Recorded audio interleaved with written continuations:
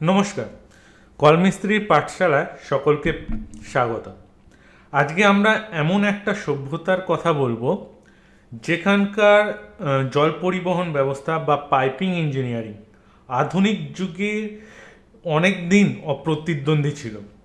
এমনকি আজকে ভারতে এমন কিছু অঞ্চল আছে যেখানে সরকার জল সরবরাহ করে উঠতে পারেনি, বা যেখানকার মানুষদের কিলোমিটারের পর কিলোমিটারের পথ হাঁটতে হয় শুধুমাত্র পানীয় জলের সন্ধানে। এই আধুনিক যুগেও বা একবিংশ শতকেও কিন্তু সেইখানে খ্রিস্টপূর্ব 400 থেকে 150 সালের সময় তারা প্রায় প্রতিজন নাগরিকের জন্য 300 গ্যালন জল সরবরাহ করা হতো। হ্যাঁ, আজকে আমি এমনই একটা সভ্যতার কথা বলছি, সেটি হচ্ছে রোমান সভ্যতা। পাইপিং ইঞ্জিনিয়ারিংয়ের ক্ষেত্রে রোমানরা এক অসাধারণ অবদান রেখেছিল। তারা প্রায় শহরের সমস্ত জায়গায়, শহরগুলোর সমস্ত জায়গায় তারা পানীয় জল সরবরাহ করত। পানীয় জল প্রধানত 3টি স্থানে সরবরাহ করা হতো। এক, সর্বজনীন স্নানাগার। 2 হচ্ছে কিছু প্রাইভেট বাড়ি। আর শহরের ফোয়ারা বা ফাউন্টেনগুলোতে। এই ফাউন্টেনগুলোর আর একটা কাজ হলো যে জল প্রবাহের পরিবর্তনের ফলে যে ওয়াটার হ্যামারিং সৃষ্টি হতো, সেই ওয়াটার হ্যামারিংকে কমানোর জন্য আজকের দিনে যেরকম সার্চ কন্ট্রোলার বা সার্চ ট্যাঙ্ক ইউজ করা হতো, এই ফোয়ারার কাজগুলো তাই ছিল। রোমের জল সরবরাহ ব্যবস্থা ছিল কঠোর নিয়ন্ত্রণে। একজন কমিশনার পুরো ব্যবস্থাটা তদারকি করতেন। তিনিই ছিলেন এই জল পরিবহনের প্রধান। তাকে সাহায্য করার জন্য ছিল অনেক পাইপিং ইঞ্জিনিয়ার, উপদেষ্টা এবং প্রশাসনিক কর্মীরা। হাজার হাজার রাজমিস্ত্রি, মেরামত কর্মী এবং কোয়ালিটি কন্ট্রোলার কাজ করত তার নিচে।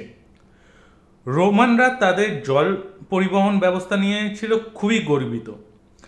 বিখ্যাত জল কমিশনার ফ্রন্টিনাস গর্ব করে লিখেছিলেন, "When you consider this vast system carrying so many streams of water, compare it, if you wish, with the idle pyramids or the useless but celebrated works of the Greeks." রোমানরা piping material হিসেবে বিভিন্ন সামগ্রী বা উপাদান ব্যবহার করত, যার মধ্যে উল্লেখযোগ্য ছিল সীসা, লোহা, ব্রোঞ্জ, মাটি, কাঠ প্রভৃতি।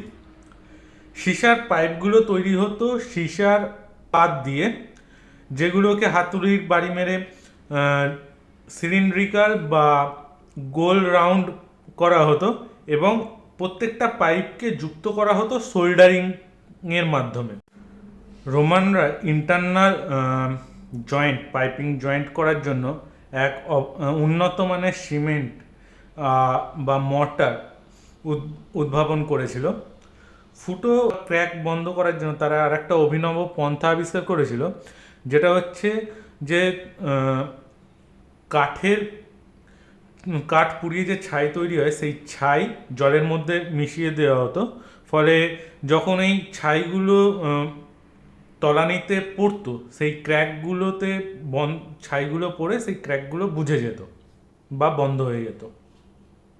পাইপের আকার নির্ধারিত হতো ধাতব পাতের প্রাথমিক প্রস্থ অনুযায়ী, আর এটাকে মাপা হতো হাতের আঙুলের সাহায্যে, বা এরা যে এককটা ব্যবহার করতো সেটা হাতের আঙুল।